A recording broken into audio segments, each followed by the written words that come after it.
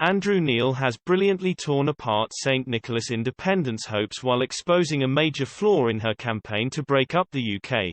Although Ms Sturgeon has claimed she will hold a second vote before the end of 2023, Mr Neil claimed this is merely the First Minister throwing red meat to her supporters.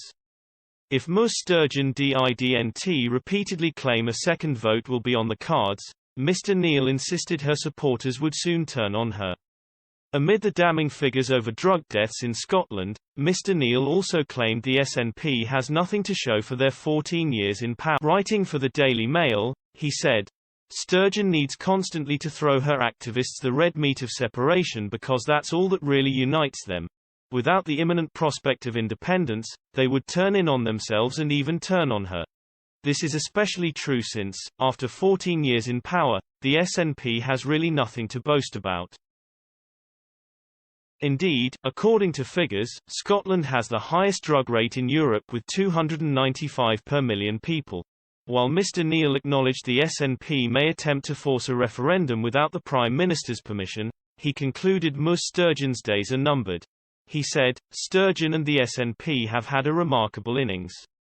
But independence still eludes them, it is not clear how they can achieve it and the going is likely to get tougher rather than easier the longer they are in power.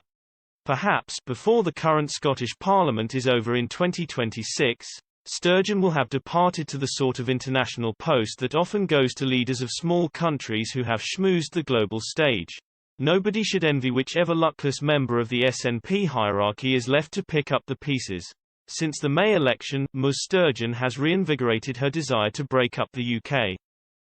The government has so far rejected her calls for a second referendum, just 7 years after 55% of Scotland voted to stay part of the UK. Michael Gove, Cabinet Office Minister, did indicate, however, a vote could be held if the people of Scotland demand it. He said, "The principle that the people of Scotland, in the right circumstances, can ask that question again is there. I just don't think that it is right, and the public don't think it is right, to ask that question at the moment. If it is the case that there is clearly a settled will in favour of a referendum, then one will occur." Ms Sturgeon had hoped to cement her independence hopes during the elections, but the SNP fell one seat short of an overall majority with 64 seats.